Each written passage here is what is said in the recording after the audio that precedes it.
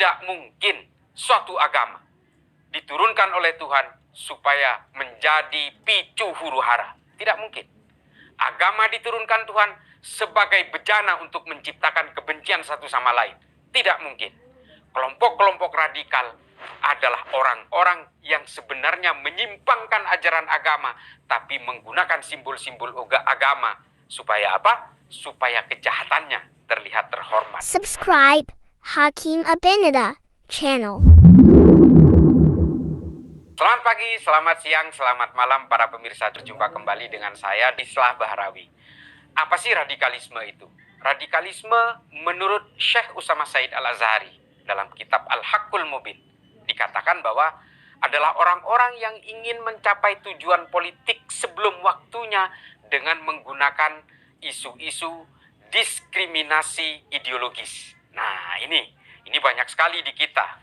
Orang-orang yang terlibat dalam berbagai gerakan radikalisme, ekstremisme, apalagi mereka yang bergabung dalam jaringan-jaringan organisasi teror, ini hampir semuanya, bisa dibilang hampir semuanya memiliki tujuan-tujuan politik. Yaitu apa?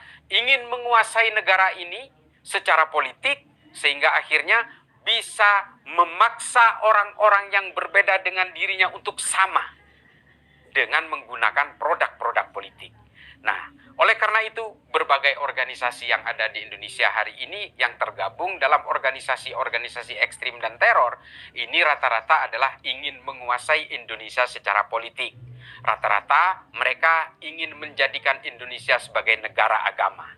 Tapi apakah orang-orang yang terpapar radikal ini hanya agama Islam? Tentu saja tidak. Terorisme, ekstremisme, radikalisme tidak ada agamanya.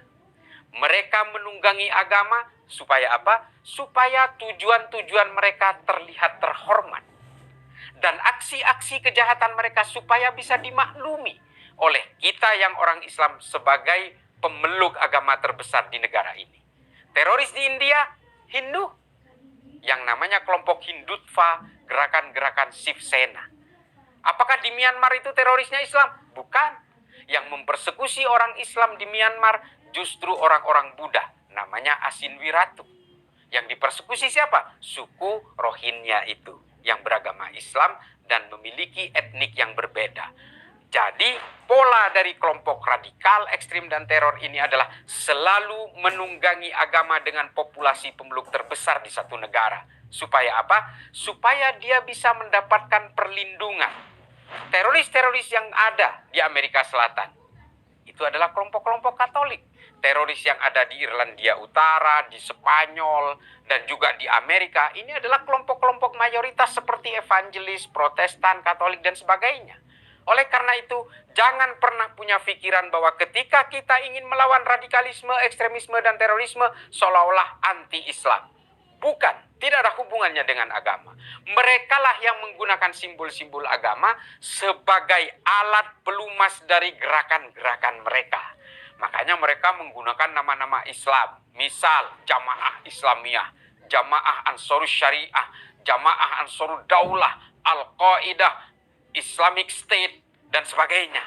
Ini supaya apa? Supaya gerakan-gerakan politik mereka itu identik dengan Islam. Tapi gerakan-gerakan yang berbasis Kristen misalnya di Amerika seperti white supremacy, dia mengglorifikasi dengan identitas kulit putih. Karena apa? Kulit putih menjadi mayoritas di Amerika. Kelompok-kelompok evangelis juga yang hari ini berada di tataran garis-garis keras di Amerika, itu juga menggunakan jubah-jubah agama. Jadi kalau kita ingin melawan, termasuk Densus 88 menangkap teroris, itu bukan menangkap mereka karena mereka beragama Islam. Mereka ditangkap bukan karena agamanya, tapi karena mereka terlibat dalam gerakan-gerakan teror. Radikalisme itu adalah selalu menghiasi sejarah agama-agama dan bangsa-bangsa di seluruh dunia. Zaman Nabi Muhammad sudah ada sosok yang menjadi picu awal dari gerakan radikal dalam Islam, yang melawan Kanjeng Nabi, yang menuduh Kanjeng Nabi sebagai pemimpin yang tidak adil. Siapa dia? Zulkhuwaisirah. Dialah kemudian yang oleh Nabi diingatkan kepada umatnya bahwa orang-orang seperti dia ini akan seperti anak panah yang lepas dari busurnya. Hingga akhirnya kemudian gerakan-gerakan radikal di setiap pemerintahan Islam setelah Rasulullah wafat selalu muncul dari masa ke masa. Hingga akhirnya mencapai puncaknya pada masa pemerintahan Sayyidina Ali. Dipelopori oleh Abdurrahman bin Muljam At-Tamimi dan Amr bin Bakar At-Tamimi.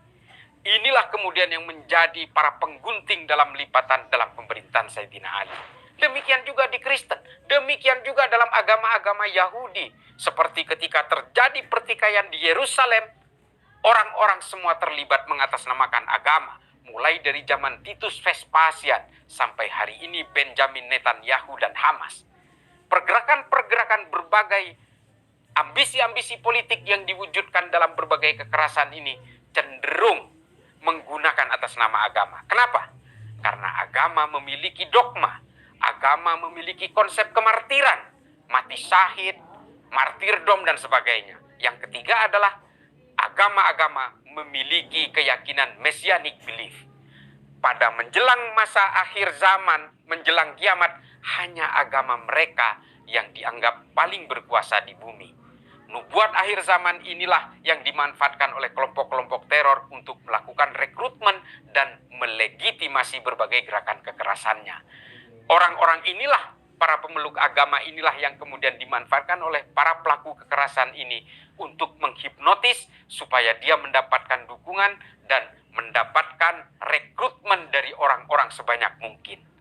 Nah, oleh karena itu, marilah kita sadari, dengan beragama, seharusnya kita justru menjadikan agama sebagai ladang amal, sebagai ladang rahmat, dan juga ladang akhlak yang baik. Agama adalah bejana untuk kemanusiaan dan kedamaian. Tidak mungkin suatu agama diturunkan oleh Tuhan supaya menjadi picu huru-hara. Tidak mungkin. Agama diturunkan Tuhan sebagai bejana untuk menciptakan kebencian satu sama lain. Tidak mungkin.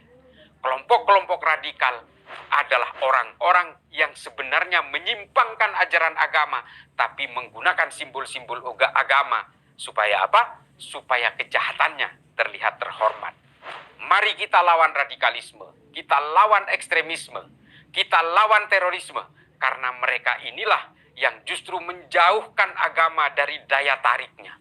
Agama seharusnya menjadi daya tarik yang luar biasa untuk membangun kemanusiaan dan kedamaian.